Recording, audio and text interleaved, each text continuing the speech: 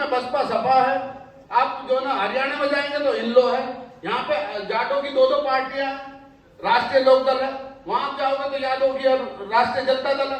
सारे प्रदेश में, आप महाराष्ट्र में नवनिर्माण पार्टी है, शिवसेना, सब जगह पूरे हिंदुस्तान में अगर आप कहीं भी उठा के देखोगे तो सभी प्रदेश की पार्टी है।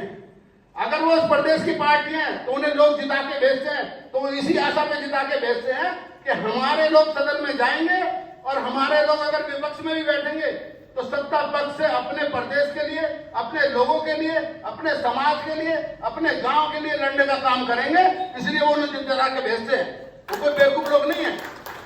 मैं आप लोगों को यही बताने आया हूं कि मौका है, पूरी दिल्ली के लोग, पूरी दिल्ली के गांव इकट्ठे हो जाओ, फिर नहीं मौका नहीं मिलेगा। ये सारे इकट्ठे होकर लड़ो और अपने हक की लड़ाई लड़ो कि जो गुर्जरों के लिए चाहिए, जो समाज के लिए चाहिए, जो गांव के लिए चाहिए, हर वर्ग की, उसमें हर वर्ग की परेशानी है, सबको लेकर साथ चलना पड़ेगा।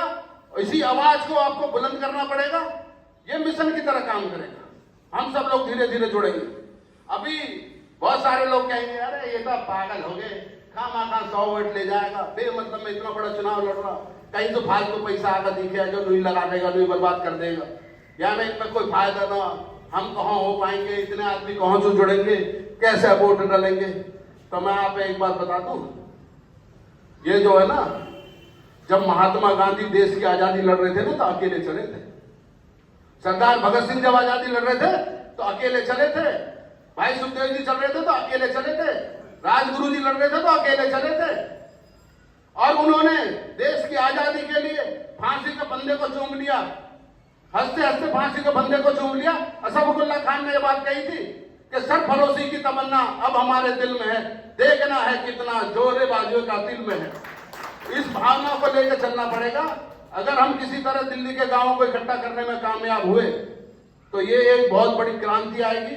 क्योंकि जो भाई धर्मवीर जी कह रहे थे, मैं उस बात से 100% सहमत हूं। हमारे समाज के गांव के लोग भी सत्ता में जाते हैं, कोई बीजेपी से जीत चुन के गया है, कोई कांग्रेस से चुन के गया है, कोई आम आदमी पार्टी से चुन के गया है, लेकिन मजाल वो अपने गांव की बात वहां सदन में रखते हैं।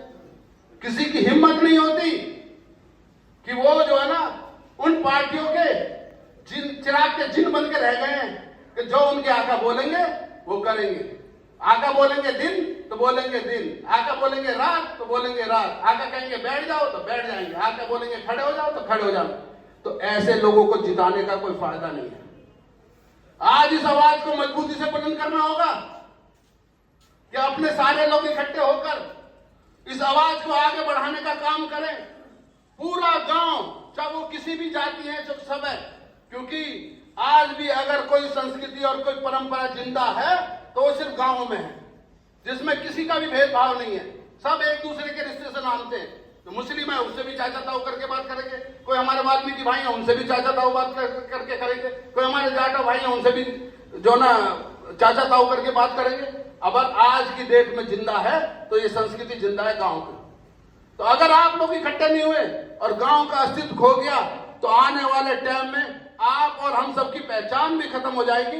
ये मौका है, ये मौका है कि आप इकट्ठे हो जाओ। यहां से लेकर दिल्ली के जितने गांव में भी, हर गांव में आप लोगों के संपर्क है।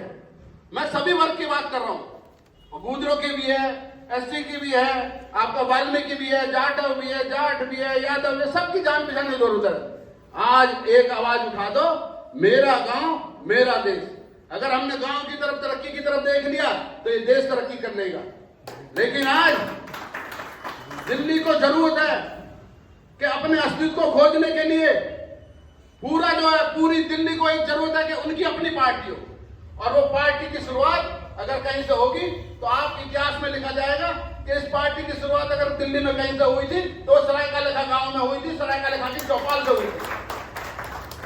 इसी हौसले को लेकर आपको चलना होगा। जितने भी मेरे भाई बंधु हैं यहाँ, सब जितने भी उनके रिश्तेदार हैं, हमारी लोकसभा में 20 गांव आते हैं लगभग। सरायकालेखा है, नगली रजापुर है, किलोकरी है, तम्बू नगर, खिजराबाद, जसोला, आली और आपका मदनपुर खादर। इधर आओगे तो चिल्ला है, कोटला है, दलुपरा है, कोंडी है, घड़ौली है, गाजीपुर डेयरी फार्म है, गाजीपुर है, हसनपुर है, मंडावली है, सीलमपुर है और धौंडली। ये सारे गांव हैं। आप इन सारे गांवों में बात करोगे तो उसमें हर जाति वर्ग के लोग रहते हैं और उनकी लगभग यही समस्या है। हम एक योजना लेकर चल रहे हैं कि दिल्ली में जितने भी गांव हैं उससे जो 10% के आरक्षण की बात बड़े भाई धर्मवीर जी कर रहे थे, वो हर जाति धर्म के लिए कर रहे थे कि उसमें जो भी गरीब लोग हैं, चाहे वो किसी भी वर्ग